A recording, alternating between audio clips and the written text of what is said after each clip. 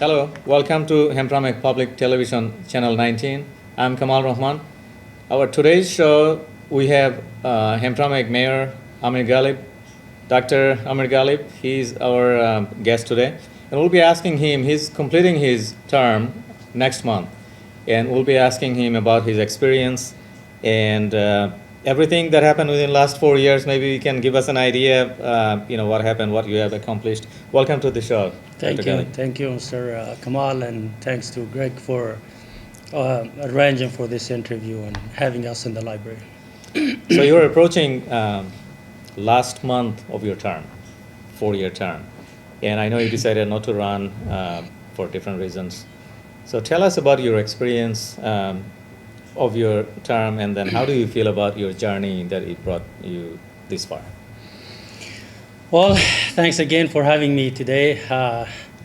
There's a lot to talk about, that happened throughout the past 4 years, but I think it was kind of an interesting journey. I learned a lot throughout the past 4 years serving as the mayor of Hamtramck. Usually, as you know, the mayor position in Hamtramck is ceremonial, honorary, but in my term, it wasn't the case. It was a part-time job, but it was a full-time commitment. We were always in the spotlight for different reasons. As the first, as the media kept saying, the first Muslim mayor for the city, it brought a lot of attention to our city. But at the same time, it made me feel that the responsibility is big, and there's no space for failure. There was only one option for us to succeed.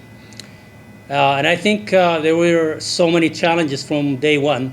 In fact, the people who opposed and stayed as an opposition for my administration, we recognized them from day one of announcing running for the mayor position, not even from taking or assuming the office.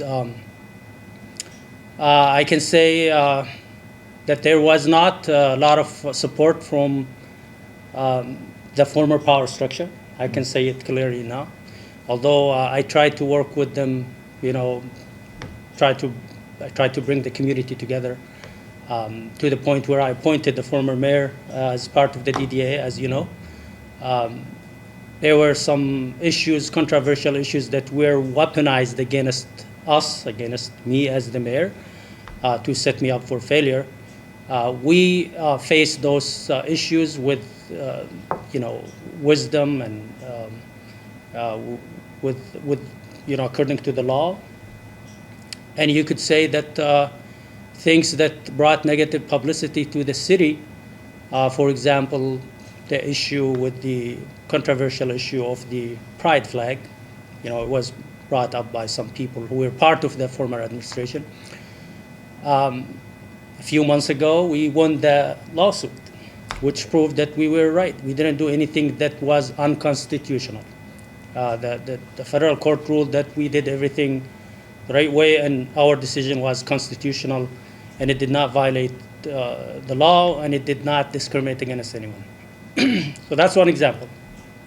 And it was recently? It was just recently, a couple months ago. We concluded that lawsuit just a couple months ago.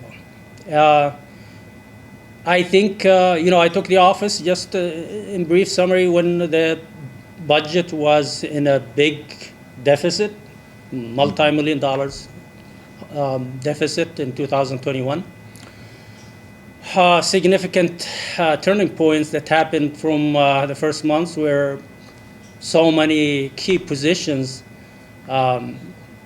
resigned from the city. They expressed that they were not interested to continue working with us for different reasons. Maybe one reason was the financial consultant company gave us a lecture one day and said, you are very close to fall into emergency management and bankruptcy. So a lot of them did not want to be part of that failure. 1 year later, we were in surplus after there were a lot of changes and more efficient work was done, more supervision. So some adjustments were made. Some adjustments were made, and then for the first, at the end of the first year, we had surplus for the first time in many, many years. And I can say for sure now that we are concluding the 4th year that we are in surplus for the 4th consecutive year. The numbers will be announced soon, but I can say clearly that we are in surplus multi-million dollars, despite of the fact that we lost the jail revenue, which was $1.5 million, which we are working from Wayne County, which we are working with them to bring it back. And I think we will get paid somehow, if not the whole amount, at least 50% of the amount. We are working with the officials in Wayne County, and that will help us continue our financial stability for the city. Other things, I'm very satisfied with my performance as the mayor. There were some issues, but they were never done by me. I was never part of any of the problems that you hear on the TV. So diversity was one thing that we promoted inside the city hall. So now the city hall reflects the demographics of the city. You know, people of color are everywhere in the city hall. And we were firm when it comes to corruption. Anybody who's involved in corruption, we took strong actions against them. So that was, sometimes it seemed negative on the media, but it was positive in a way to get rid of corruption inside the city. And it wasn't easy. Sometimes there's a price for fighting corruption. I don't want to go into the details, but I think we are moving in the right direction. The city infrastructure experienced significant improvement over the past 3 years. You can see tens of alleys and streets, major projects of sewer system repair and lead pipe replacements, things that we are ahead of what was expected. And we continue to work on those. There's significant economic growth and population growth, and property values are up. The environment is attractive to people, whether they are immigrants from overseas or from other states. So I think we are doing very well, and I'm very happy with what was accomplished throughout the past 4 years, despite of the obstacles that we're intentionally created on our way. So at the beginning you mentioned there were a lack of support from the former administration, and this was, and under your mayorship, Hamtramck celebrated 100 years of being a city. And right around the time, so was there any help from the former administration to transition, was informing you of like what kind of transition assistance you received, or was there any? Well, I can say that I got along with anybody who decided to stay and work for the city. I had no problem with anyone. We actually did not take any action to fire anyone. But at least I was expecting that if you don't want to support, at least let us work, keep the community united instead of being a divisive member of the community. I mean, I can remember, I'm not afraid to say it, that, some people who were working with us intentionally violated the policies of the city, intentionally weaponized the social media against us, to the point where the former mayor called the state to defund Hamtramck, and she was part of the DDA. Wow. Which was unexpected, unacceptable. I could tolerate any personal attack. That's okay. We are fine. Sometimes we'll attack each other, and then when we meet, we shake hands and That's go politics, eat but, together. yeah. That's fine. But things that may harm the city, that's something I cannot tolerate. So I ended up, terminating some people from some boards and commissions that did not work as a team with us, and they were going in the opposite direction for our vision.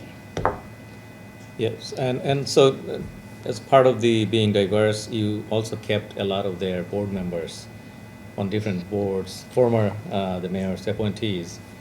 You did replace some, and some of the board did uncover some issues. For example, the housing commission, that the issues that were not so right. It didn't come to surface, but some of them ended up costing the city money because of their actions. And for example, the lawsuit that was just won by the city. So city status, as you talked about, the finance is good, and city hall is so they're concerned about all these things that's happening within the city. I think within last year, if you just focus on, so where do you think you are leaving the city in terms of the city hall, the stability of the city hall, and then how the new mayor is going to take over, the mayorship, and what's the state of the city hall, and then I know the finance is good, you said. Yeah. So financially, we are stable according to the consultant company, financial consultant company, from now until 2029, and there's more positive signs that we will be good. Better than expected. When it comes to the city hall stability regarding the employment and other stuff, we were so good. Like I said, I never worked against anyone to try to get rid of anyone. I had good relationship with every employee inside the city hall. Something that triggered all the problems happened this year when the police chief discovered time fraud cards, and abuse of overtime in the police department. When he tried to take corrective actions, hell broke loose, and then all the problems started. And that's one thing that brought the issues to the attention of the media. Once you discover some kind of corruption like that, it is unacceptable to just leave it without addressing these issues. But then the city manager got involved, and I could say that he had a good relationship with one of those people who abused overtime, and then he took actions against the police chief, which seems to us as retaliatory actions. Now it's going back and forth in the lawsuit, but I had very good relationship with Max. I'm going to say it now. We had no issues. But once you take actions that put the city at risk of liability, and you obstruct ongoing investigation against people who abused overtime and used time card frauds, that's unacceptable. We could not tolerate that, because that means you are there is conflict of interest because of the good relationship between city manager and one of the police officers. Now, there were some issues with the police chief, but they happened in December of 2024. Why didn't they address those issues on time? Why didn't they take corrective actions on time, like in December or January when they found out? Rather, they waited until June or the end of May when the problems, internal issues happened in the police department, and then they brought these issues back. And they were sitting there for 6 months. No one in the investigation that the city manager found out about those issues, according to the emails, in January of 2025, which is 6 months earlier. So to cure that problem and to solve it, we were forced, or we had to take action and get rid of all of them, just to get rid of the Have a fresh start. Yeah, and then the toxic, unhealthy work environment in the city hall, because you have to if anybody is creating toxic, unhealthy work environment, then there's no need to keep that person in the city hall. And then recently, other similar issues happened with some other employees. And everybody, if you don't give them what they want, they threaten to sue the city. If you don't, either I control you or I will sue you. That doesn't work with us. I mean, like I said, I had good relationship with everybody. But for the sake of the city, for the interests of the city, to protect the resources and the taxpayer money, we had to do the right thing, and we had to defend the city, no matter what it takes. So let me change the subject back to the presidential election. I know you supported the President Trump, and there were several reasons, and even I also attended some of the meeting with Democratic leaders.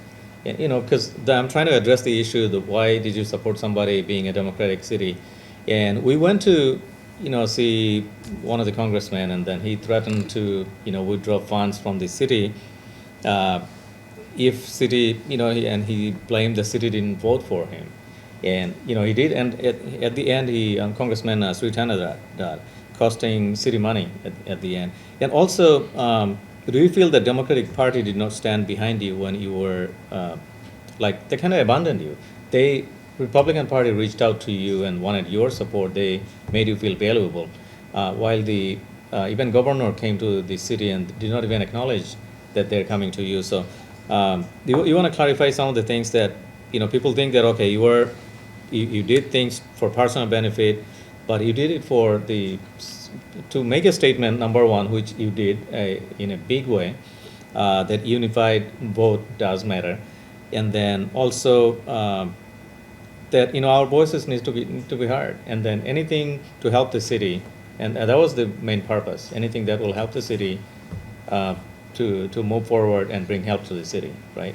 Correct. So first, yes, you remember that we went to Congressman in his office, so we talked to him and about the concerns of the community, and he wasn't very receptive to our complaints, and he actually dismissed them, and he said, Hamtramck did not support me and did not vote for me, right, while thousands of people voted for him in Hamtramck.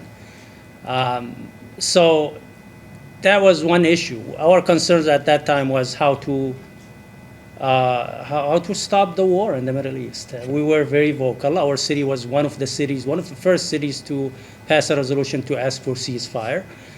We just wanted peace. I mean, we didn't want anything from the previous administration. So I could say confidently that nobody cared about what we were saying. Even when I was one of the people who supported the uncommitted movement.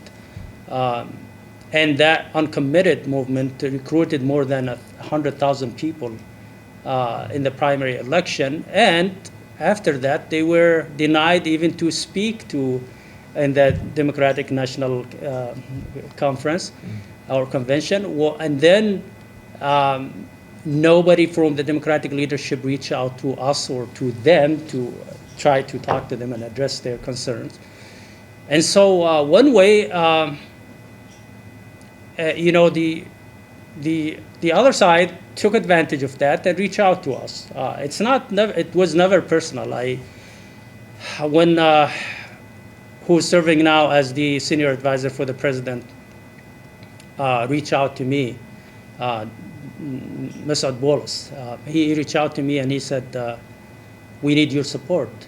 And he came to my office in the city hall, and then I told him, I am open to discuss, how the support will be. I would like to talk to the president. And then some people were with him. They were saying that this is maybe impossible. Maybe I was talking about President Trump at the time.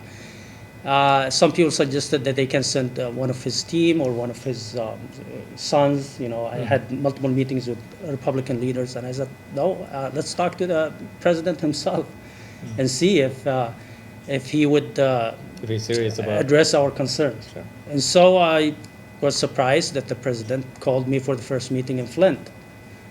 And then he listened to our concerns, and we just told him, we are disappointed at the former administration.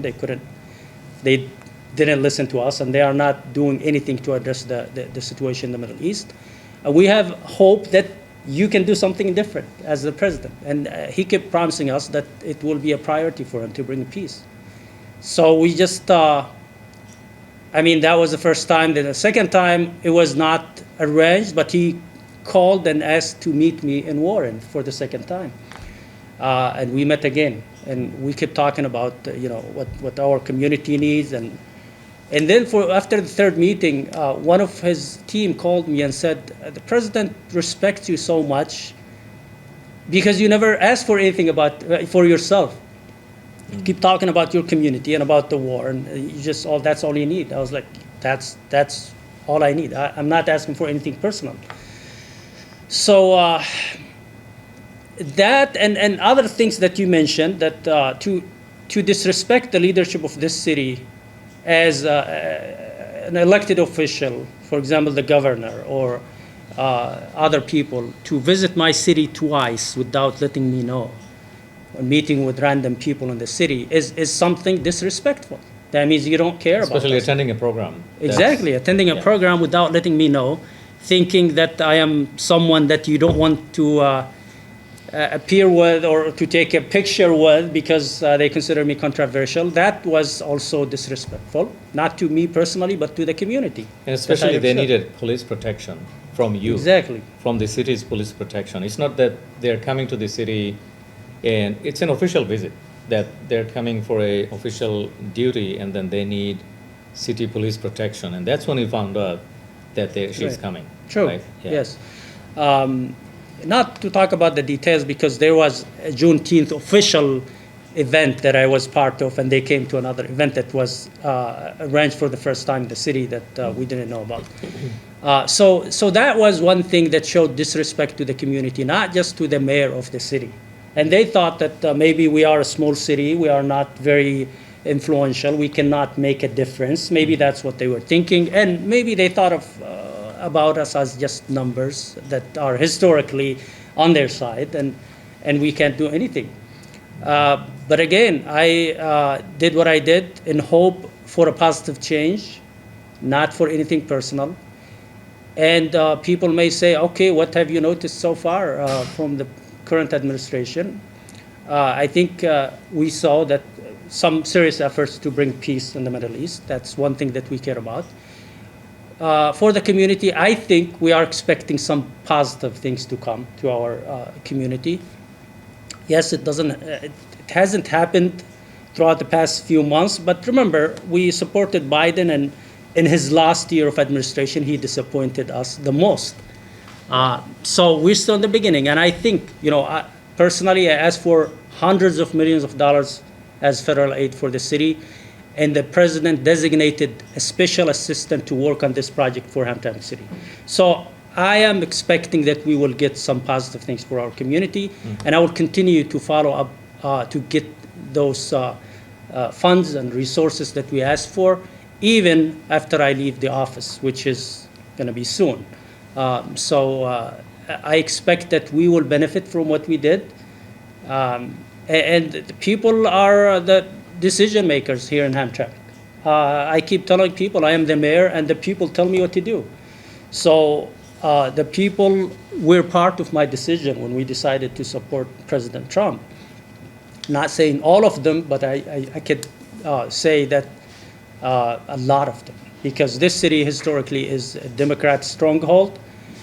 Some people are saying, oh, the president didn't win here. No, he actually won. That's what is winning, gaining more votes. So he went up by 190% from 2020 to 2024. That's a major win. So you're going to electrify the Muslim voice, not just in Michigan, but also, I think, the whole United States. Yes, I think our mission was not just in the city. It was statewide and nationwide. Yes. And we made a big difference everywhere. And I think the president appreciates that. I can tell you that every time I speak to him, I just spoke to him recently, he appreciates that, and he keeps remembering everything we did. And he is committed to keep his promises that he promised he will do for our community. I expect to see positive outcomes. That's So- good to hear. Good to know that, some good maybe in the pipeline for Hamtramck, but we'll see. Now tell us about your appointment or nomination, being the ambassador to Kuwait. And I know you didn't do it, you didn't support him for this, but it's something that he saw in you, that he can represent United States in Middle East, in Kuwait, in a hotbed of a lot of issues that's happening. So tell us about your experience and the process and what you went through. So, about 7 months ago, when they offered me a position in the administration, the president was very flexible and very generous, very supportive. He just gave me multiple options, to be honest with you. And out of all of them, I ended up saying, okay, I would like to be an ambassador to a country that's not in conflict with anyone. I tried to go away from the controversy. Yeah. And I thought Kuwait is a good place, a country that's neutral, that has no major issues with their neighbors, that is very supportive to the Middle Eastern countries, a big humanitarian aid donor to worldwide, And I was like, okay, maybe, although I was given multiple options, I was like, okay, let's go with Kuwait. I want to go away from controversy. As a first step in the diplomatic field, maybe this will be a good option. But I didn't know that I had to go through so much, screening, and the confirmation process was long and exhausting, and and instead of taking or considering my background as a strength, taking into consideration that I understand the region, I understand the culture, the language of those people in Kuwait. I know that small details, the complications of the region. I know the history, the ancient and the modern history of the region. I know the demographics of the region. I understand very well the political atmosphere in the Middle East. And instead of taking that as a strength that I could utilize to improve the relationship between the United States and Kuwait, some senators thought it's a risk, and it's which. I consider that hearing as a identity trial. I don't think it was fair, especially that there was so much misinformation and deception taken from the social media. And I would like to address some of them, actually, because they sent me some follow-up questions, and I addressed them, and I sent them evidence that they were wrong about some of the questions. And surprisingly, everything was from the social media about 2 topics. Like, I prepared myself, I studied about 20, 30 topics about what my plans would be, my ideas to improve the relationship economically, culturally, to practice some, cultural and commercial diplomacy, digital diplomacy, all kinds of things. I was going to impress them of how much I know about the region and what my plans are. But none of them were asked. None of them were asked, and it was all from the social media, and unfortunately, a lot of misinformation. And let me take this opportunity, even if I consume more time, Sure. to address some of them. For example, multiple senators would ask me about liking a post that insulted the Jewish people and called them monkeys. And everybody kept saying, this year, you liked a post. So the post was from, the comment was from 2020 primary elections. So I went back. I was like, let me go back, because I never expected them to go into so much details. I was prepared to say, okay, these are misinformation taken out of context, mistranslated, and just move on. But I didn't know that they will insist, no, that this is what you meant, and they will use assumptions to judge my intentions and disregard all my actions that I did in the city. So that post, when I went back, luckily, I didn't delete it. It was still there. And the post was about, in the 2020, I was still a Democrat, and I supported Bernie Sanders against Biden. So the post was about this, calling the community to support Bernie Sanders against Biden. I mentioned some of the strengths and weakness of each one of them. And at the end of the post, I said, prayer for the Jew, don't let him down. I was talking about Bernie Sanders. Showing my support to him. And just, I was being, just educated in the community at that time. I was a private citizen at that time. I wasn't the mayor. I only decided to run for a public office in 2021. This was in the early 2020, in the primaries. Right. So when you see the comments on that post, it was in Arabic though. A lot of people were like, okay, we will follow your advice. We'll support Bernie Sanders. Some of them will joke and say, we'll support this Jew guy, no problem. Yeah. He's a good guy. If you are saying that, we will support him. And you're talking about him. It's not about the Jews in general. Yeah, no. And then I use as a method of welcoming people to my page, because it's my page.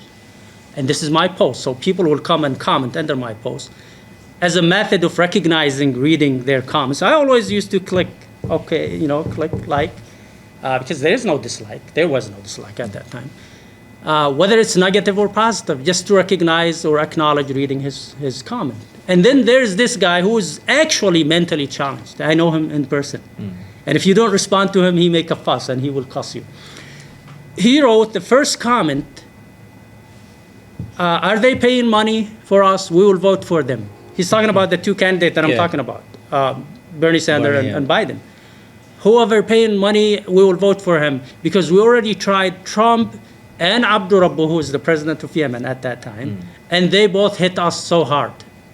So that was his first comment. And I responded, I said, in the United States, we don't pay money. Then his next comment, he said, they all monkeys. Their interest is above everything. They will tax us on the air that we breathe. Who is he referring to? Because his first comment is he's already talking about the president of Yemen and the President Trump here. And so he's talking about the presidential candidates in general. He's not talking about the Jews. There was no place in the comment that we discussed the Jew as a group or as a religion, the Jewish people. So it's apparent that I didn't, the reason I didn't argue like this in the hearing, because I never expected them to ask only about this issue. So I didn't go back, and I was thinking that I deleted that post because it was brought to the media in 2022 when I became the mayor. So apparently that he's referring to the presidential candidates, and his first comment proved that, because he mentioned some of them.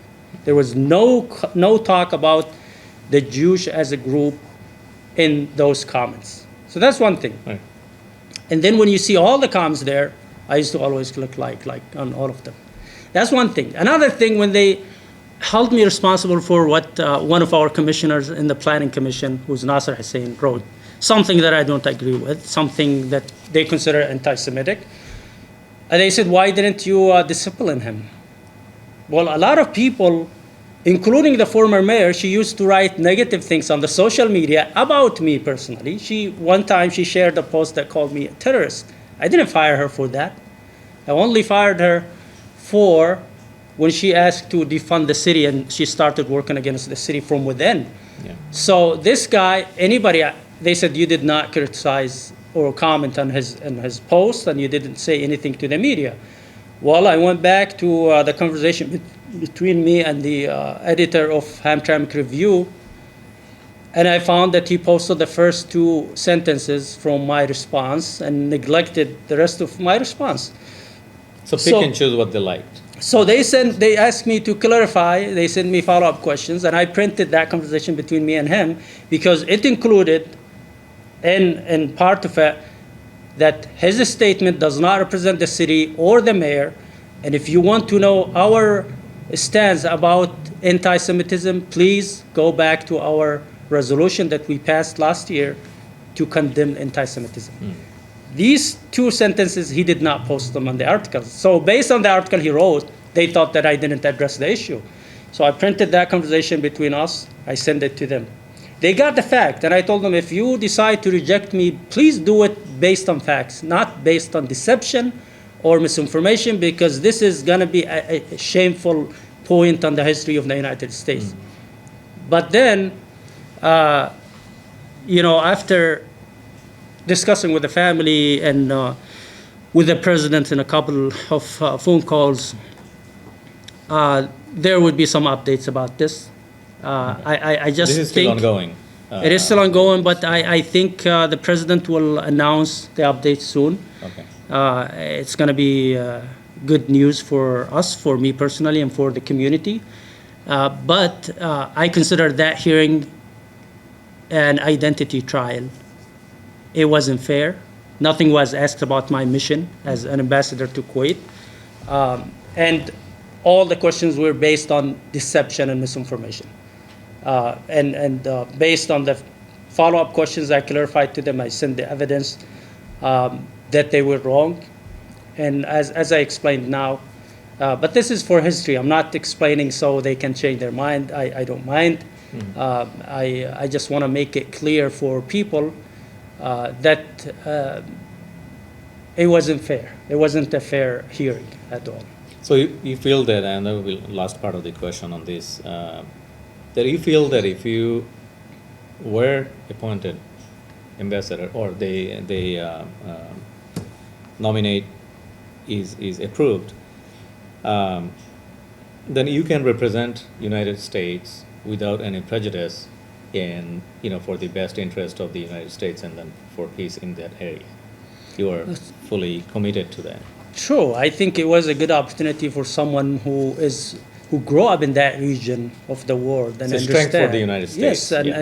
and the Kuwaiti people were very optimistic and very welcoming. I mean, I used to be in touch with a lot of their media people. They wanted to do some interviews with me, and I kept telling them that I was advised to avoid the media until I'm confirmed.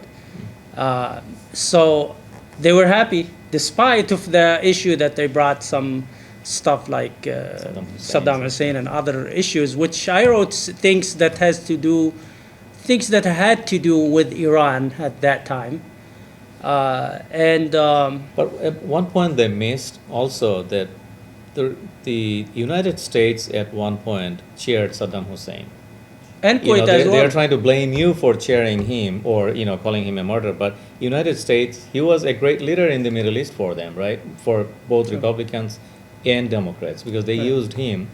He served the United States purpose.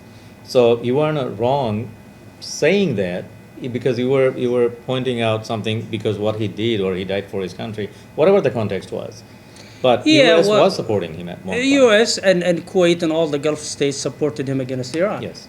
That's something I even met when I met the Kuwaiti ambassador in Washington. I explained to her, and she understood the situation. They tried to make it an issue in the hearing, but it was not an issue actually. This is something that I wrote years and years ago. Yeah. When I was a private citizen, addressing an issue with Iran, which everybody agreed that Iran caused a lot of chaos in the Middle East, including in Yemen. So I was talking about that. It had nothing to do with Kuwait at all. And who's to decide if he's a murderer or not? That's not us. It's God. And that's what I told the senator. He's in God's hand. He will treat him with what he deserved. Whatever I call him, it doesn't matter, or you. But again, these are nothing, but they made it something, and it was not a news, and they made it. And non-issue became an issue. Yeah. So let's talk about local now, Dearborn. Last week there was a protest in Dearborn, I think more than one protest, if I'm not mistaken. And then there were Quran burning and, right-wing people, I think they organized rally against. So they're going after Dearborn mayor and then community. What's your opinion? What's your take on this? Yeah, that was very disturbing to all of us because, I don't agree with the mayor of Dearborn and everything, but you can criticize him as much as you want, but to target the community and the religion of the people is something unacceptable. These are people who are extremists. They fuel hatred, and that's their way to fame. They create division, and that's their way to strength, because they recruit people who are fanatic like them when they act like that. They forget that the First Amendment, the same amendment that gave you the freedom of speech, gave those people the right to practice their religion freely. So they don't understand that fact, and of course I condemned whatever happens in Dearborn because it's mostly from outsiders. I think we share so much demographics with the city of Dearborn. Major part or fragment of that community are Yemenis, Muslims, Christians, Jewish, different backgrounds. That I think you can't just consider that people are practicing Sharia law because the call to prayer is allowed there or here. That doesn't make no sense. I don't think they know what the Sharia law is. And we are in the United States. We believe in the separation of church and state. That's how we govern here in Hamtramck, and I'm sure the same thing is happening in Dearborn and other places. Like I said, I know the mayor of Dearborn personally. He's a friend of cool mine. Guy. We met Yes, him at he's different events, a friend of mine. I don't agree politically with him and everything, and we all subject to criticism. Yeah. But to target the religion, to burn the Quran. Like I said, this is unacceptable, and this is we cannot tolerate this. Those people who create division in our communities are not welcome to our communities. For the community. I mean, because we get along with everyone. Like I said, there are some Jewish community member who came to our city council member, and they proposed some resolutions, and they were able to convince the city council to adopt those resolutions unanimously. I mean, those are part of the community. We get along very well with everybody here, but there's no place for hate in our communities or for division. And I support the people of Dearborn.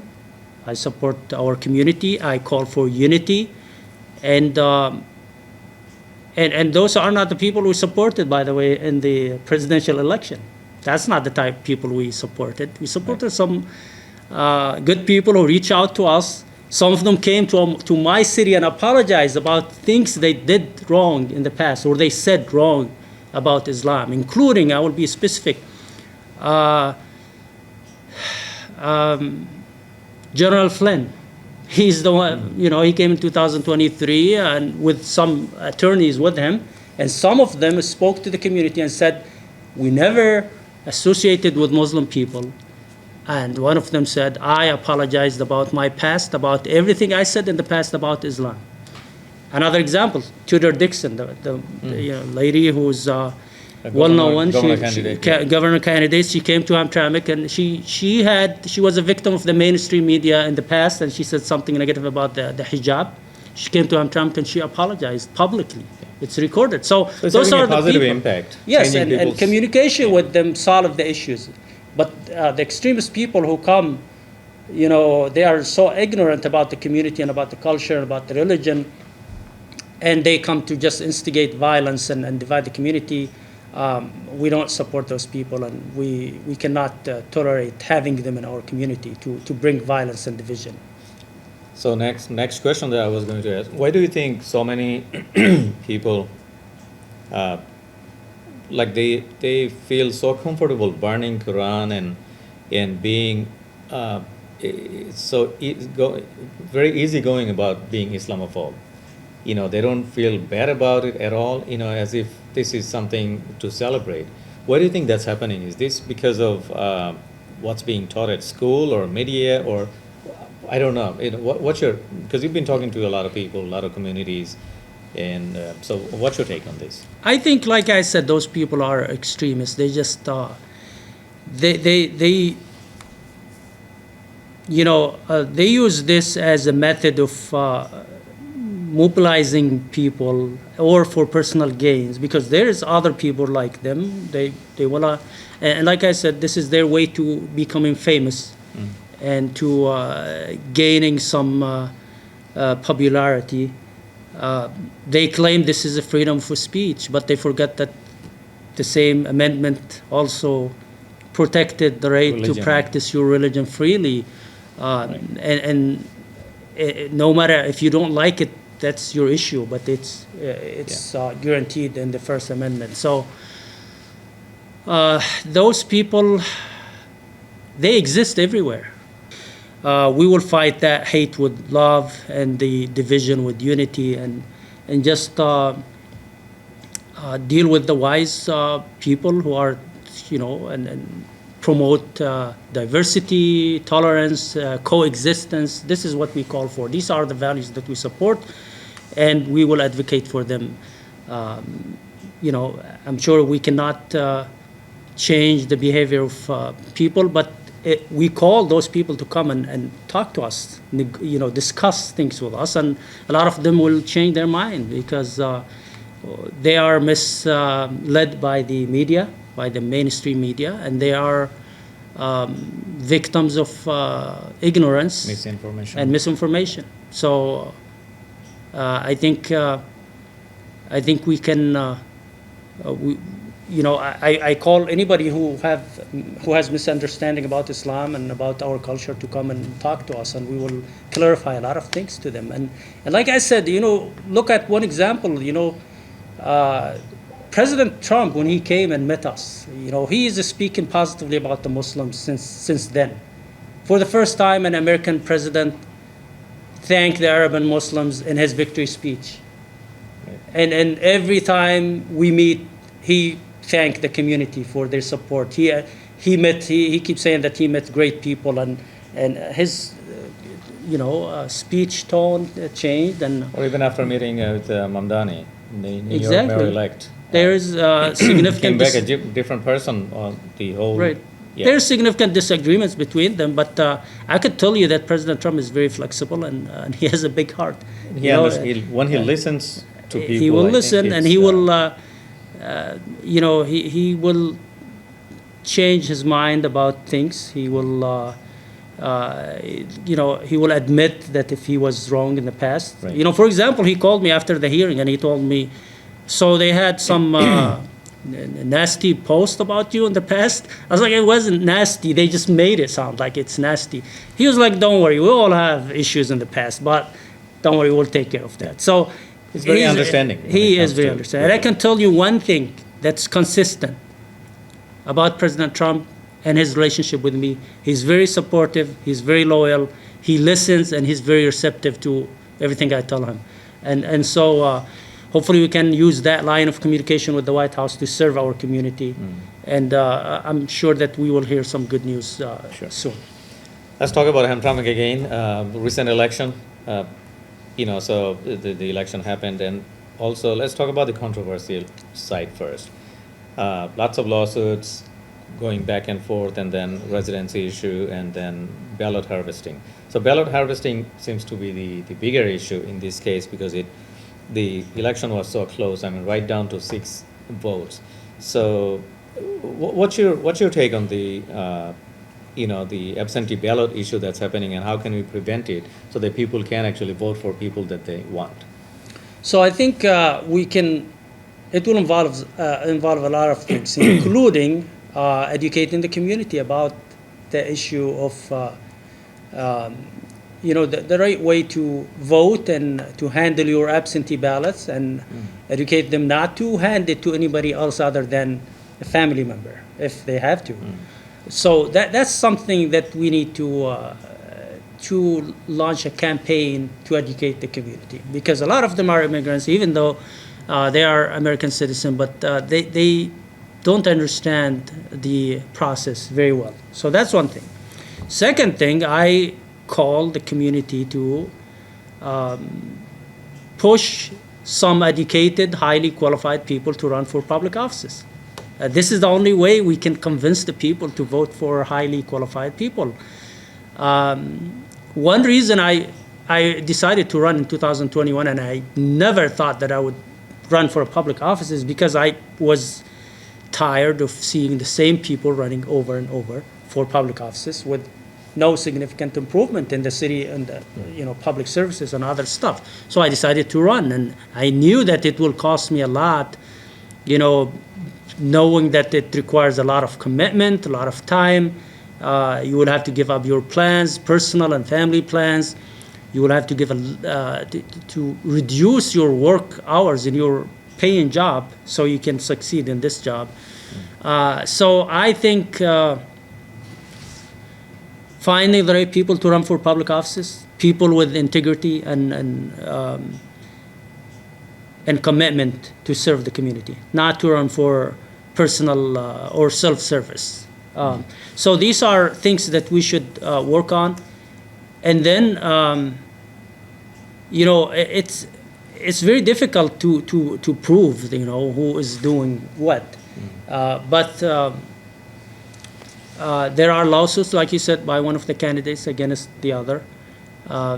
There were some mistakes and violations inside the city hall, inside the clerk office, about, ballots were open on the table, found the next day in the election. This is a serious issue that caused a lot of disruption and a lot of distrust.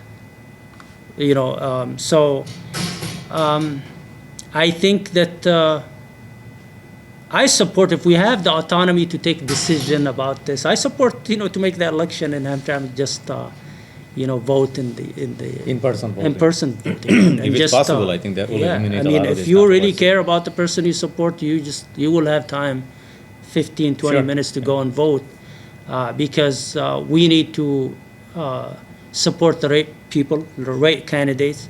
We need to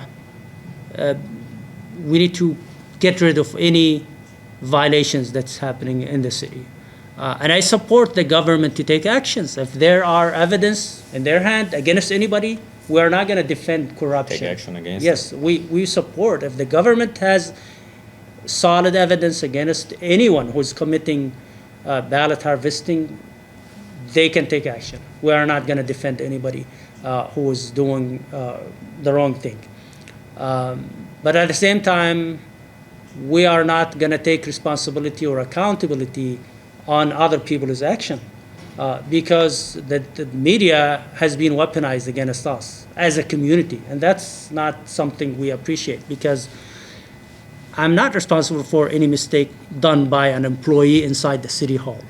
That's not, especially... You didn't direct them to do... I didn't direct them, mistake. and I will It's a address the mistake. issue as it comes to me. But at the same time, they should understand that the mayor does not have the absolute power in the city of Hamtramck, because we have a city manager system. So I can only take action with the support of the city council, and that's difficult to get, support from enough people for you to take tough actions and tough decisions. But I will not tolerate any kind of corruption, any violations in the city, and we will address it as it comes. But I'll tell you this. We have done so much to clean up the mess in the city hall. And for the next administration to come, I think they will have much easier job to do, taking into consideration that we don't have anybody now in the city hall who has ambitions to build a power structure inside the city hall. That's not going to happen again. We are not going to allow anyone to come to build a power structure. And we can't tolerate anyone who see others as threats to his job or to his employment. You cannot just come and say, I don't like this person because he may take my job one day. That's not going to happen. I mean, we can't tolerate that anymore. And I think the job of the new administration and the new elected body will be much easier, especially that we left the city in a good stand. So that was my the question, that what would be your advice to the new administration, and then what do you think about, you can wrap it up in answer. The new mayor, what would be your advice, and then to the new council, what would be your advice to them? So that now that we have faced so many difficulties and so many obstacles in the city over the past 4 years, and we worked so hard to address them, to resolve a lot of issues, I think their job will be much easier now, taking into consideration that the city is in a good financial status now.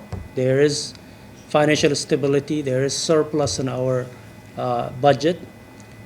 The infrastructure is much better than it was 4 years ago. We have fixed so many things to repair the sewer system, lead pipe replacement, a lot of alleys and streets. And I want to take this opportunity to thank everyone who worked as a team. It wasn't a one-person accomplishment, including the state rep, Ibrahim Ayash, and state senators, Senator Chung. And I want to mention the congressman, because we had some projects, couple of projects that he was supposed to bring to Hamtramck, and he canceled them after that meeting. Yes. Yeah. So I told him when he came to the city council last month, and I told him, you canceled 2 projects from Hamtramck. We didn't get anything from you. And he had his excuses, but he promised that he will put Hamtramck as a priority in the future. But knowing that we have done so much and there's significant improvement in the city, I think the job of the next administration will be much easier. And like I said, I'm working with the White House to bring a lot of money for Hamtramck. It hasn't been approved, but I can see some signs. They asked me for a lot of evidence and documents so they can move forward. And like I said, there is one of the special assistants of President Trump working on this project. So if we get that money, because I asked for so much, we'll be able to solve the pension obligation issue, because we pay $6 million a year. That will be, solved once and forever for good. That's a big chunk in your yes. budget. And then we will be saving that $6 million a year to be surplus to fix the infrastructure. So we want it's 60% covered now. MERS is 60% covered. I asked for enough money to cover 100%, and we will be done with the pension thing. And then I asked for all the money that we need to finish the sewer project, to finish all the alleys, and fix the remaining infrastructure for the city. Even if we get 50% of what I asked, it's going to be historic for the city. And I want to mention here that Ibrahim Ayash said if I get that money, he's going to build a statue for me. So, we'll see about that. Yeah, I want to leave hold him accountable for that. I keep reminding him of that. So we want to leave a good legacy for Hamtramck. And even though I'll be done, my term will end after 1 month from now.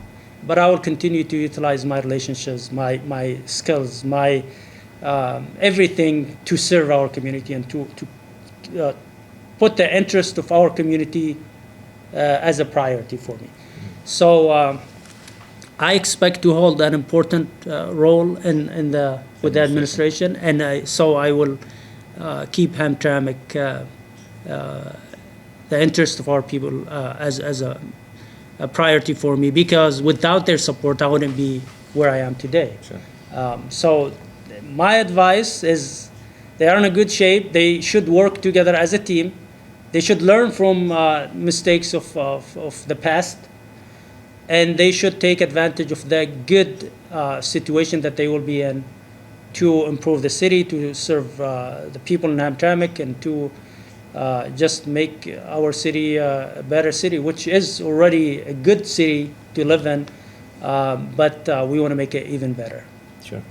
So the last question, what's next for you? You're still young. You were, getting into national politics. You are going to consider running for office again. Could this be mayor or, maybe congressman? So that's a good question. Like I said, a lot of people thought that I've been in politics for so long, but my journey started in 2021 when I decided to run for a public office. And whatever happened over the past 4 years was unexpected for me. I thought that I would serve as the mayor of the city, not to be in the spotlight like the previous mayors of the city. Sure. And so things that happened were unexpected for me. They put me in the spotlight. I was able to, with the support of the community, to make positive impact on the national politics all Sure. over the United States. And that shows you how impactful and powerful it could be to work with minorities. This is advice for,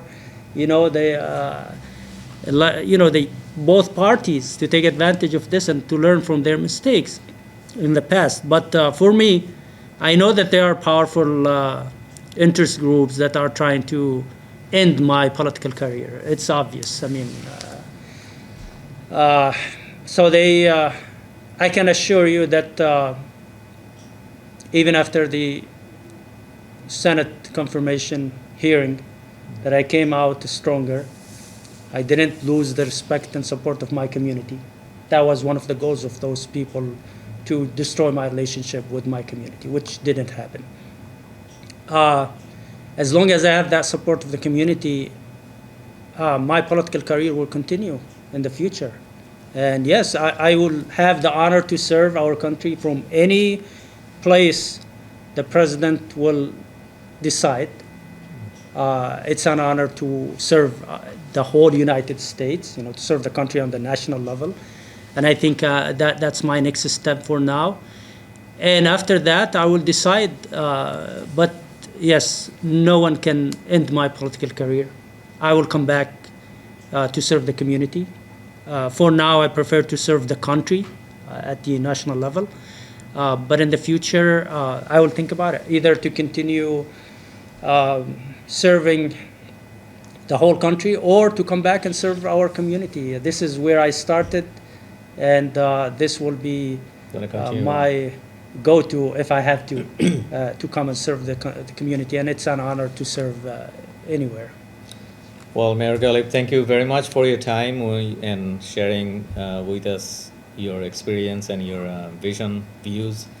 We appreciate you coming to our show.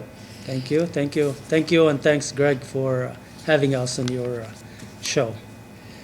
Thanks everyone for watching. Hopefully you have a good understanding of what Mayor's thoughts are and then his plans. And about Hamtramck, you can watch us on YouTube, Hamtramck Public Television. You can subscribe to us and hit the like button so that you can see all the updated videos. Thank you again, and good night. Good night.